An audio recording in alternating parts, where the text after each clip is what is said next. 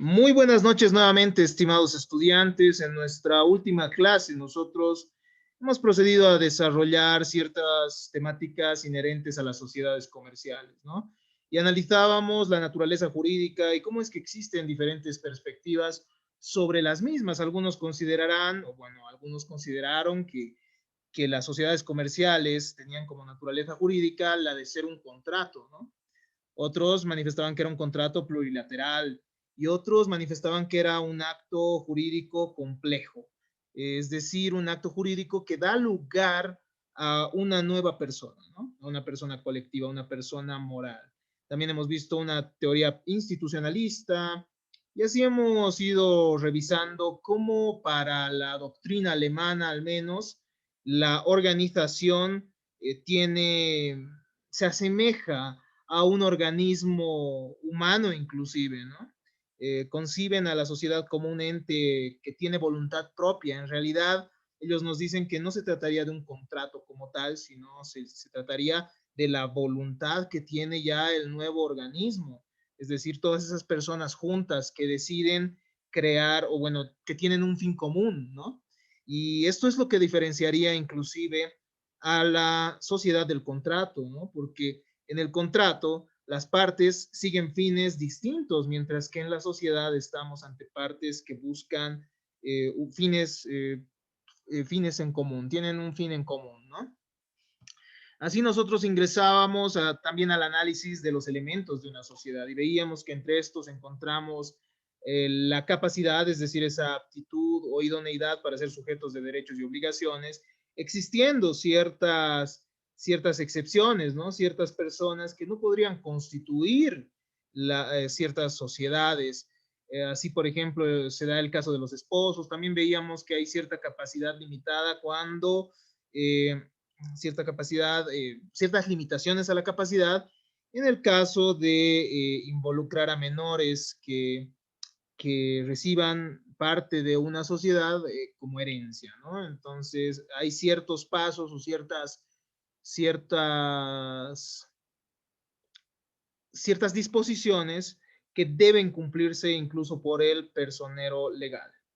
Veíamos que el consentimiento es un aspecto también importante, siempre y cuando no existan error, dolo y violencia. Hemos analizado cada uno de estos, estableciendo que el error es una falsa apreciación de la voluntad, que el dolo es un conjunto de artificios, maquinaciones y reticencias destinadas a hacer incurrir a otra persona en hacer incurrir a otra persona en error, ¿no? A una de las partes en error. Y hablábamos también de la violencia, esa fuerza irresistible que modifica la voluntad de una persona. Entonces, estos elementos no deberían concurrir al momento de generarse este contrato de sociedad. Otro de los elementos era la affectio societatis, que si bien no está establecido textualmente en el Código de Comercio, ayuda a comprender, ¿no? Ayuda a comprender la figura de las sociedades, pues implicaría la intención de constituir una sociedad comercial o esa colaboración activa y voluntaria, consciente e igualitaria de los contratantes para realizar los beneficios a repartirse. Veíamos además que es necesaria una pluralidad de personas, también es necesaria la organización respecto a la administración, respecto a las funciones que se va dando a cada una de las partes de ese organismo, ¿no? que constituye la sociedad. Hemos visto que tiene que haber un ejercicio en común de las actividades económicas por parte de los socios, tiene que tener una causa o fin común. La causa principal, al menos, sería ese fin de lucro, ¿no? Que tendrían ellos. No debe confundirse ese fin común que tienen con el objeto, ya decíamos, porque el objeto se va a referir a las actividades a las cuales está destinado el capital, ¿no? Los aportes, el capital social, los aportes de cada uno de los socios. Entonces, hablábamos de este fin común que deberían tener, hablábamos de la participación que tienen los socios tanto en los beneficios como en las pérdidas. Y esta es una característica muy importante de la sociedad. Si no existe esta participación en beneficios y pérdidas, sencillamente no habría sociedad. Hemos desarrollado entonces estos elementos junto al tema de los aportes y veíamos que los aportes no solo se pueden dar en dinero, sino también se pueden dar mediante establecimiento comercial, mediante bienes específicos, mediante créditos e incluso nosotros hemos podido ver que los aportes pueden darse mediante trabajo, ¿no? Mediante prestación de servicios. Sin embargo, la circunstancia, bueno, la situación de los aportes en trabajo o en prestación de un servicio y los aportes de uso y goce de un bien no pueden darse en las SRLs ni en las sociedades anónimas, ¿no? En las sociedades por acciones eh, anónimas concretamente, ¿no? Entonces hemos revisado estas reglas y veíamos también cómo se procede en caso de tener que evaluar y establecer el valor de los bienes aportados, ¿no? Es decir, en especie, cuando alguien aporta con algo que no es dinero. Y nosotros veíamos que hay ciertas reglas para poder establecer cuál es el valor de los mismos. De esta manera hemos terminado nuestra clase y corresponde el día de hoy analizar cuáles son las características de las sociedades. Entre las características de las sociedades, estimados estudiantes, se encuentra el hecho de que las mismas tienen un nombre propio, tienen un objeto, como ustedes han podido ver el momento de elaborar su instrumento de constitución, su contrato de constitución, tienen además un patrimonio y tienen personalidad jurídica. Analicemos cada uno de estos.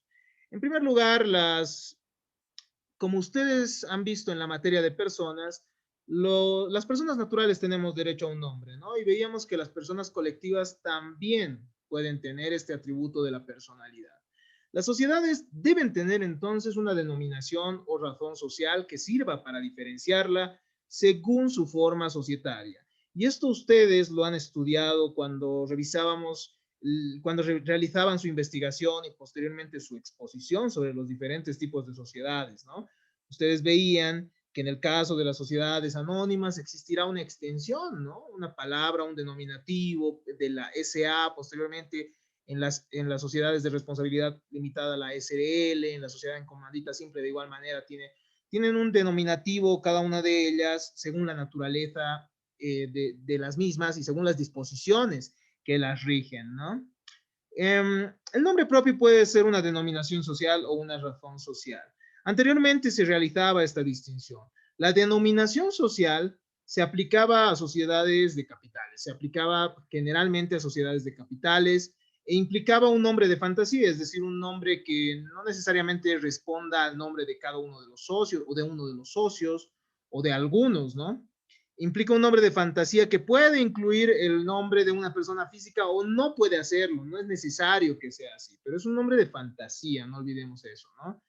Um, si es que si es que nosotros tuviéramos el día de hoy que analizar o identificar una denominación social, podríamos referir, por ejemplo, Coca-Cola, o podríamos referir Pollos Copacabana, podríamos señalar estos, ¿no? Como ejemplos, pues no son nombres que necesariamente correspondan a una persona específica. También se puede utilizar nombres abreviados, ¿no? Además de las siglas e iniciales de los socios, aspecto que implicaría esa denominación social. Esto se diferenciaba de la razón social, pues eh, la razón social constituiría una exteriorización de la sociedad.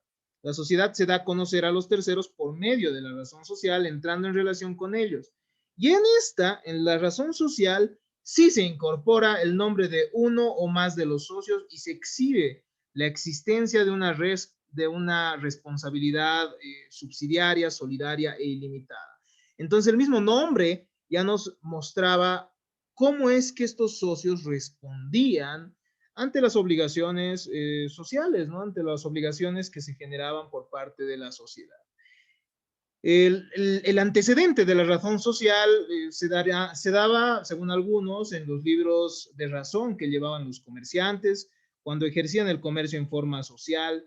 Estos se iniciaban escribiendo al principio todos los nombres de los que intervenían. Otros consideran que la razón social comprendía el nombre de todos los socios al principio y más tarde se va convirtiendo en una forma abreviada. Se forma entonces incorporando el nombre de uno de los socios o más de ellos, como habíamos manifestado, y justamente por eso es que este tipo de, este denominativo, es decir, la razón social, termina siendo propia de las sociedades comerciales, ¿no? Porque toma en cuenta los nombres de los socios, ojo. No cabe sigla o abreviatura en estos casos, ya que busca identificar al socio que está detrás de la sociedad, quien no se esconde en el anonimato, ¿no? Como en una sociedad anónima en la que prevalecen los aportes, las acciones, ¿no? Las acciones de los socios.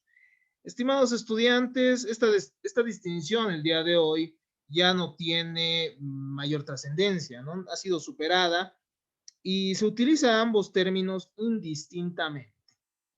Sin embargo, si uno quiere ser preciso, digámoslo así, o eh, si uno quiere realizar distinciones analíticas, podrá recurrir a estos denominativos, ¿no? La denominación social, que se referirá a sociedades capitales, a denominativos que se dan con nombres de fantasía o nombres de una persona física que puede ser socia o no, y la razón social que comprende ya los nombres de los socios que no pretenden entrar en el anonimato, no pretenden hacer conocer un nombre en el cual ellos no intervengan, ¿no? Aspectos entonces que no debemos olvidar. Otra de las características de las sociedades será el objeto. El objeto, estimados estudiantes, está constituido por los actos o categorías de actos que en virtud del pacto social de constitución podrá realizar la sociedad para lograr el fin común al que aspiran los socios. Entonces, los socios tienen un fin común, ¿no? Repartirse los beneficios y también asumen el riesgo de las pérdidas que podrían generarse en la sociedad. Pero para lograr este fin, ellos van a realizar actos concretos, ¿no? Categorías de actos. No debemos confundir esto con la misión, visión de la empresa, en primer lugar. Tampoco debemos confundirlo con el fin de la sociedad, con la finalidad que tiene la sociedad, que es tener esos beneficios, sino que el objeto es algo diferente. El objeto se refiere a los actos que van a realizar, a los actos a los que está destinado ese capital social, esos aportes de los socios, ¿no? Los aportes de los socios están destinados, por ejemplo, a construcción, en una constructora, importación de materiales, o importación de diferentes mercaderías en una importadora, o podríamos decir a la fabricación de determinadas bebidas, de determinados alimentos, según se trate de la sociedad, de la empresa, ¿no? Según se trate de la empresa que va a desarrollarse y que se constituye formalmente mediante la sociedad. Esta descripción de actividades, entonces, es un elemento necesario en el contrato de sociedad, ya que estas actividades son las destinatarias de los aportes de los socios. Los aportes que realizan los socios, esos montos de dinero, esos bienes, están destinados a que se cumpla esa actividad, y esa actividad es la que va a generar los réditos, ¿no? Los réditos o, bueno, el prestigio de la empresa, según la perspectiva que asuma cada uno de ustedes sobre la finalidad. El objeto tiene que figurar en los estatutos sociales, es la actividad a que se dedica la sociedad comercial. El objeto debe ser lícito y concorde al orden público y a las buenas costumbres. De otro modo, podría inclusive esto generar la nulidad del contrato, ¿no? Pues el objeto siempre debe ser lícito. Uno no puede generar una sociedad, por ejemplo, para el tráfico de sustancias controladas, ¿no? Uno no puede generar una sociedad de sicarios, por ejemplo. Esto no tendría sustento legal alguno. El instrumento de constitución de las sociedades comerciales entonces debe contener, según el artículo 127 en su numeral 4, un objeto social que debe ser preciso y determinado. Si ustedes revisan la página de Funda Empresa, ustedes van a ver algunos consejos que establecen los manuales y los tutoriales para que tampoco este objeto social sea demasiado específico. Cuando es demasiado específico, muchas veces nosotros podemos cometer el error de atar de manos a la sociedad, ¿me entienden? En su actividad comercial.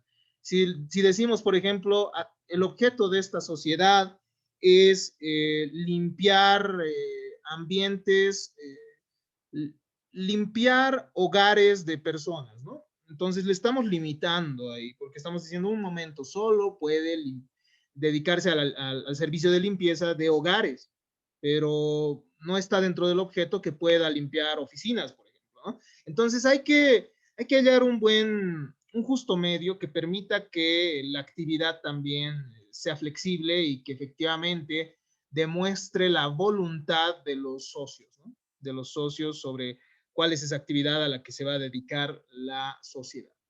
La sociedad que tenga objeto ilícito es nula, eso como les había dicho, ¿no? Se aplica la teoría general del contrato y el artículo 139 del Código de Comercio establece que quienes actúen en la gestión social, en caso de un objeto ilícito, responden ilimitada y solidariamente por el pasivo social y los perjuicios causados. Si es que existieran entonces ciertas deudas, ciertas obligaciones, los mismos deberán cumplir de manera, reitero, ilimitada y solidaria. La solidaridad ya se les ha explicado, ¿no? Es un todos para uno y uno para todos. Es decir, que cuando hay solidaridad, se puede exigir el cumplimiento total de las obligaciones a uno solo de los socios. Y además, ilimitadamente. Cuando el objeto es ilícito, uno no puede decir, ah, bueno, ataca solo mi aporte o ataca solo el capital social. No, como es ilimitada, puede también atacar, los acreedores también podrán atacar el patrimonio de cada uno de los socios y no así solo el patrimonio que ha sido afectado a la sociedad. Ese es un aspecto importante a tomar en cuenta. La nulidad puede ser interpuesta o puede ser demandada por cualquier interesado. Los socios no pueden invocar la existencia de la sociedad para pedir la restitución de sus aportes, la división de ganancias o sustraerse de las pérdidas. Esta es una consecuencia del objeto ilícito, ¿no? Si el objeto era ilícito, se genera entonces la nulidad, es decir, la inexistencia de esa sociedad. Por tanto, no podrá decirse que se devuelvan mis aportes, o bueno, un socio no podrá decir que le devuelvan sus aportes, mejor dicho, o que se dividan las ganancias, o decir, bueno, entonces como ya no existe, esas pérdidas no me corresponden. Los terceros de buena fe pueden alegar la existencia de la sociedad. Ojo, si bien los socios no pueden alegar la existencia de la sociedad, los terceros de buena fe que han celebrado contratos con una empresa que tenía objeto ilícito sí pueden alegar la existencia de la sociedad para poder atacar el patrimonio social y cobrar las deudas o los perjuicios, o las deudas que tenga la sociedad, o bueno, esta sociedad que ha sido declarada nula con ellos, ¿no? Mejor dicho, que no ha sido declarada nula porque ellos pueden hacer valer su existencia, ¿no? Esta sociedad que tiene un objeto ilícito. Tiene que ser declarada judicialmente, claro está, las nulidades no operan ipso facto, tiene que haber una resolución que declare las nulidades. Y en este caso, declarada judicialmente la nulidad, se liquida la sociedad. Una vez pagado el pasivo, se entrega el remanente al Estado. Cuando la sociedad tenía un objeto ilícito, entonces no se restituye los aportes que habrían realizado los socios, sino que se entrega el saldo, el restante al Estado, después de realizar el pago a todos los socios. Otra de las características importantes y muy trascendentes de las sociedades es el patrimonio. El patrimonio, estimados estudiantes, tal cual ustedes ya deben conocer, es todo el conjunto de bienes y deudas, de bienes y de activos y pasivos, ¿no? De elementos activos y pasivos que le pertenecen a una determinada persona. Es una universalidad jurídica de bienes, acciones, derechos y obligaciones de una persona natural o jurídica valuables en dinero. son los activos y pasivos que tiene una persona. Si nosotros revisamos una teoría clásica, la teoría clásica nos dice que toda persona tiene patrimonio. Todos tenemos patrimonio. Incluso las personas que tienen más deudas que bienes tienen patrimonio. Porque el patrimonio es asemejable, nos decían los franceses, la doctrina francesa, es asemejable a una bolsa imaginaria en la cual están todos nuestros bienes y están todas nuestras obligaciones. Y muchas veces puede ser que no tengamos bienes, pero sí tenemos obligaciones. Entonces tenemos un patrimonio. Por más que no tengamos ningún bien, ¿no? Por más que no tengamos ropa, por más que no tengamos casa, por más que no tengamos auto, siempre vamos a tener patrimonio. Eso es lo que nos decían los franceses, ¿no? Pero posteriormente surge una tesis patrimonio-afectación y dice que las personas podemos destinar parte de nuestro patrimonio y podemos afectarlo a fines diferentes para que ese patrimonio esté separado de nosotros. Entonces puede haber un patrimonio, o sea, el patrimonio ya no es único, ¿no? Eso seguramente lo han desarrollado en la materia de derecho civil bienes. Es un tema sumamente importante, ¿ya? El tema del patrimonio. Es la base de casi todo el derecho civil, de casi todo el derecho civil, y también es muy importante comprender al menos la teoría patrimonio-afectación en derecho comercial. ¿Por qué? Porque en el derecho comercial estamos ante las personas colectivas con fines de lucro, las sociedades, que implican la afectación de ciertos bienes, ¿no? El momento que Jorge, por ejemplo, decide comprar acciones en una sociedad anónima, esas acciones son de la sociedad, de una persona aparte, es decir, ya no terminan, ¿cómo diríamos? Ya no podrían ser el, la garantía para los acreedores de Jorge, porque esto tiene como preferencia las deudas o el pasivo social, es decir, las deudas que tenga la sociedad anónima en la cual Jorge ha aportado. Entonces, Jorge es una persona aparte, que recibe, claro está, los réditos. Y esto es muy importante conocerlo. El patrimonio de las sociedades comerciales es el capital social, que es el aporte económico que realizan los socios expresado en la constitución de una sociedad comercial. De modo que los socios afectan parcialmente su patrimonio individual para constituir un patrimonio social, lo que les manifestaba, ¿no? Todos nosotros tenemos un patrimonio, pero muchas veces destinamos una parte de ese patrimonio para otros fines. Por ejemplo, a ver, yo quiero aportar, bueno, quiero comprar acciones en PIL Andina. Entonces yo agarro, compro esas acciones y ese dinero ya no forma parte de mí, ya es parte de la sociedad. Y cuando la sociedad tenga sus propias deudas, se pagará esas deudas de la sociedad con ese patrimonio que es de la sociedad, ¿no? Ese capital social. Mientras que mis deudores, por otra parte, tendrán que atacar a otros bienes de mi patrimonio. De modo, los socios entonces tienen un patrimonio individual y y constituyen con una parte de él parte del patrimonio social que se utiliza en la generación de utilidades o para afrontar las pérdidas que puede generar la actividad empresarial a la que se dedica. Entre las características de este patrimonio social, nosotros encontramos las siguientes. El patrimonio social es diferente, entonces, al patrimonio de los socios. No se olviden de esto.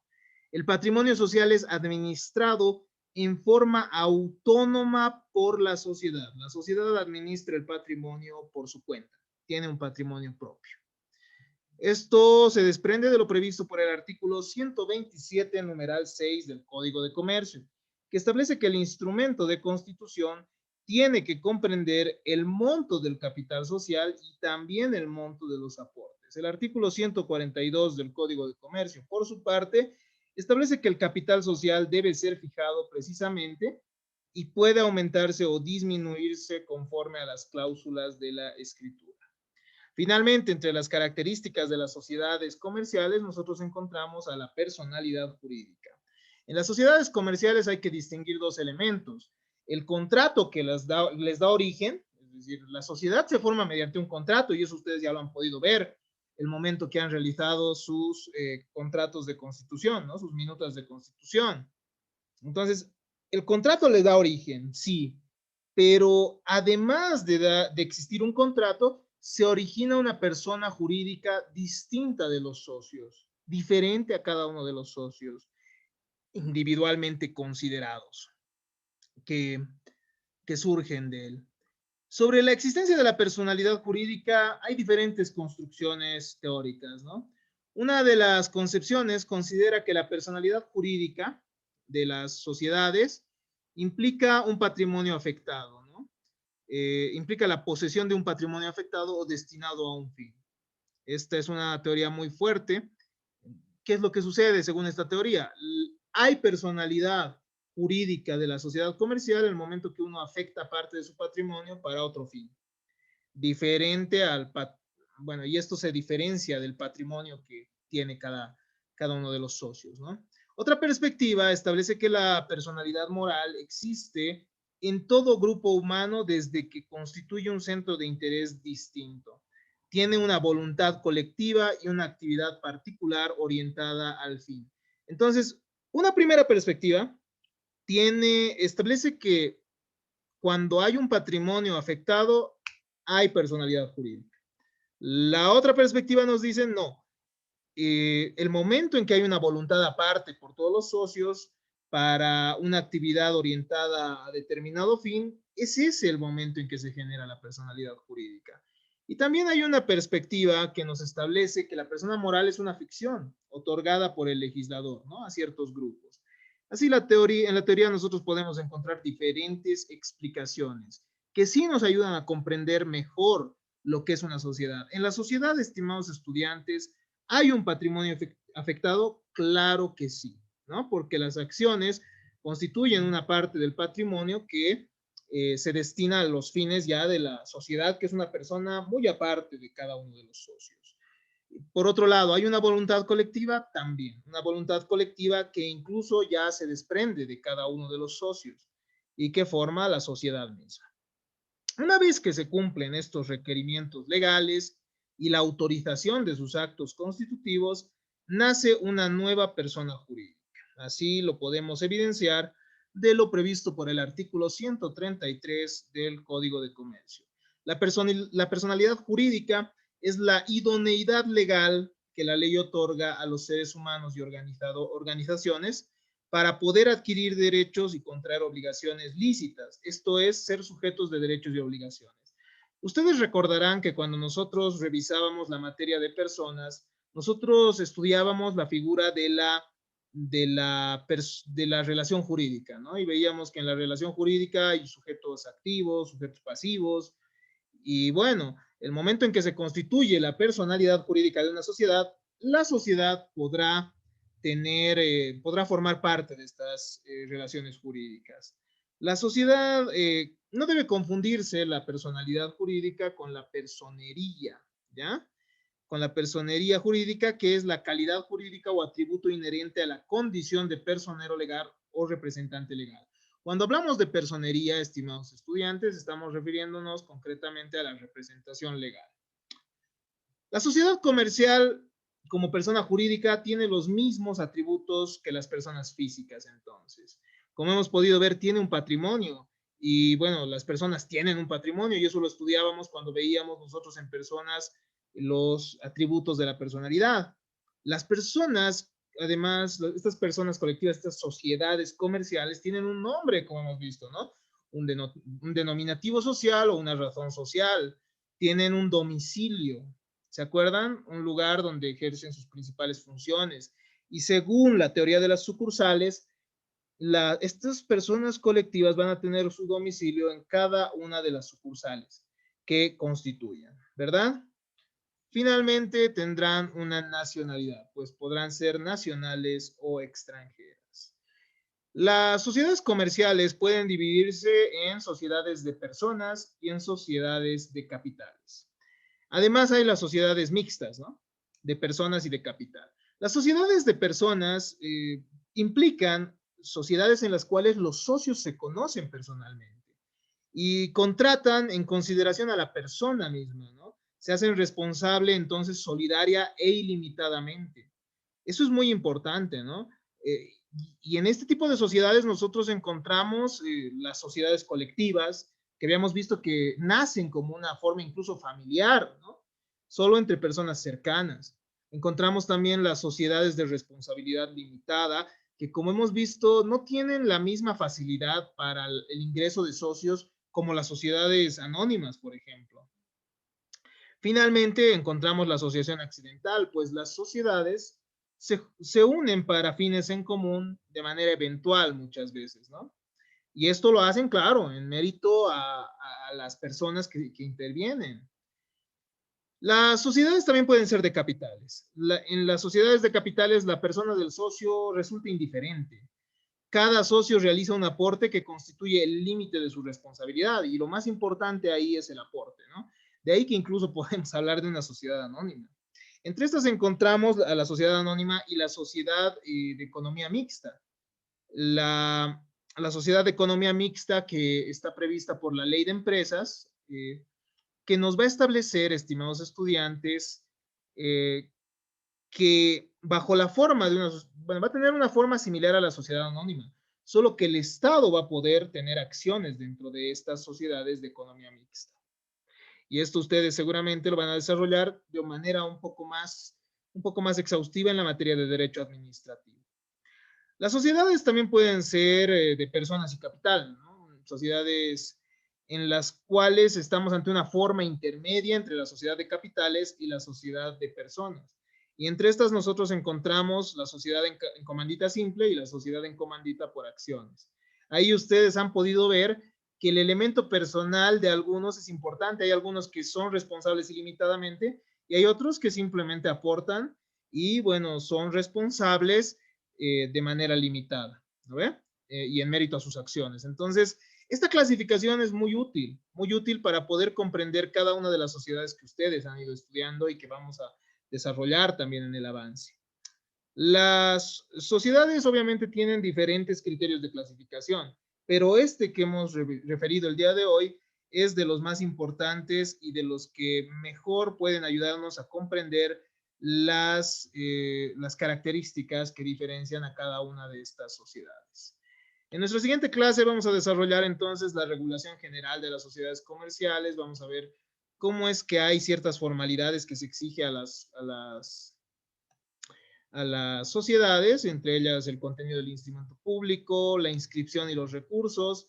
Y ya nos va a tocar después de revisar algunas estipulaciones que pueden ser consideradas nulas, las sociedades colectivas e ingresamos al análisis más detallado de cada uno de estos tipos de sociedades. Muchas gracias por su atención, estimados estudiantes. Si es que tienen dudas, ya saben que pueden acudir al foro de consultas o pueden participar en esta clase sincrónica. Muchas gracias por su atención.